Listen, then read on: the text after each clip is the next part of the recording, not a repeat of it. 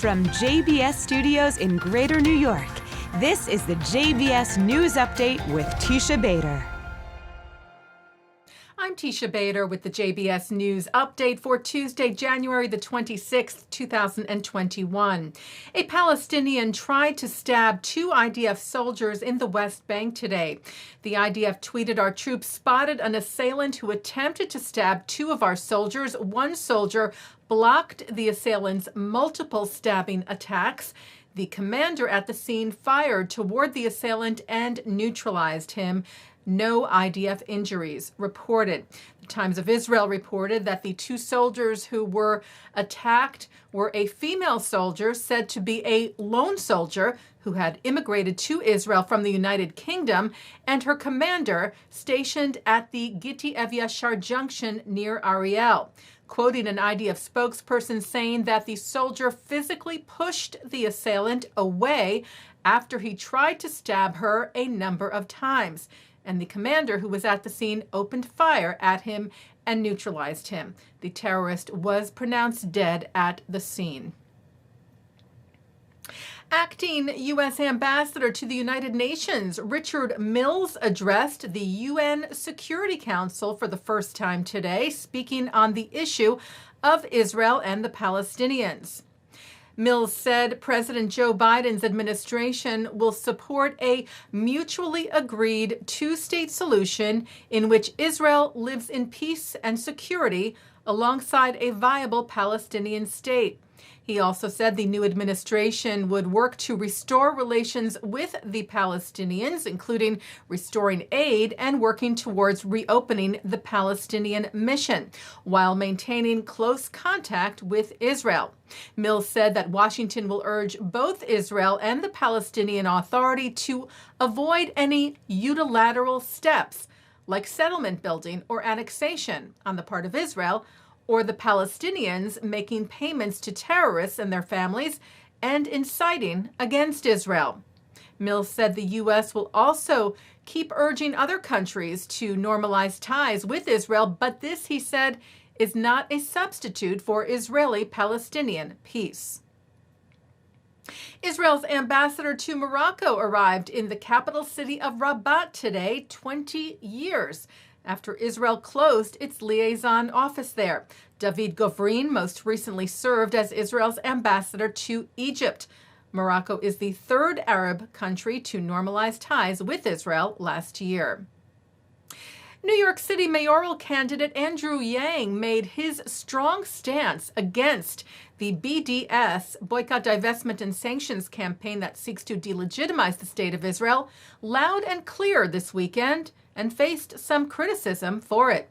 Fox News reported this was over a column that Yang wrote, published in The Forward on Friday, where in addition to saying he would be a reliable partner for the Jewish community fighting against anti-Semitic hate crimes, Yang also said his administration would push back against the BDS movement, which, he wrote, singles out Israel for unfair economic punishment. Not only is BDS rooted in anti-Semitic thought and history, hearkening back to fascist boycotts of Jewish businesses, Yang wrote, it's also a direct shot at New York City's economy, calling strong ties with Israel essential. This caused some on social media to condemn Yang's comparing BDS to the Nazis' actions and for him saying that BDS is rooted in anti-Semitism. Yang announced his run for mayor of New York City earlier this month. Well, tonight is the eve of International Holocaust Remembrance Day, and on that occasion, the Conference of Presidents of major American Jewish organizations and 51 of its 53 member organizations announced their adoption of the International Holocaust Remembrance Alliance, the IHRA's, working definition of anti-Semitism. The definition, already adopted by 30 countries around the world, including the United States, as well as a number of Arab and Muslim countries, states in part that anti-Semitism is a certain perception of Jews which may be expressed as hatred toward Jews. Manifestations of this, it mentions, might include the targeting of the State of Israel, conceived as a Jewish collectivity. While the IHRA states that standard criticism against Israel is acceptable, just like against any other country, making statements such as comparing Israeli policy to that of the Nazis is not.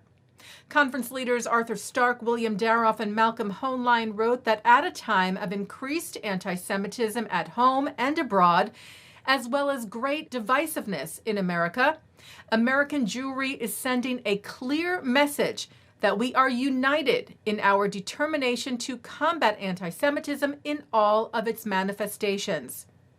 They wrote the Conference of Presidents intends to build upon this unprecedented communal agreement to encourage others to adopt the definition as a key tool to combat anti-Semitism. The unity, they wrote, reflects our commitment to take on the dangers posed by Jew hatred in a unified and coherent effort. Taking a look now at our programming for tonight on JBS for Tuesday, January the 26th. At 7 o'clock, it's from the Aleph Bet. At 7:30, Hal Weitzman from the University of Chicago speaks about the economic ramifications of anti-Semitism.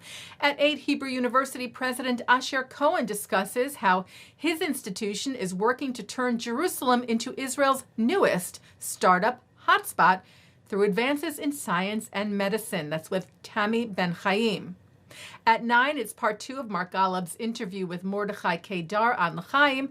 And at 10, journalist David Gregory and author Abigail Pogrebin discuss being Jewish with Rabbi Elliot Cosgrove.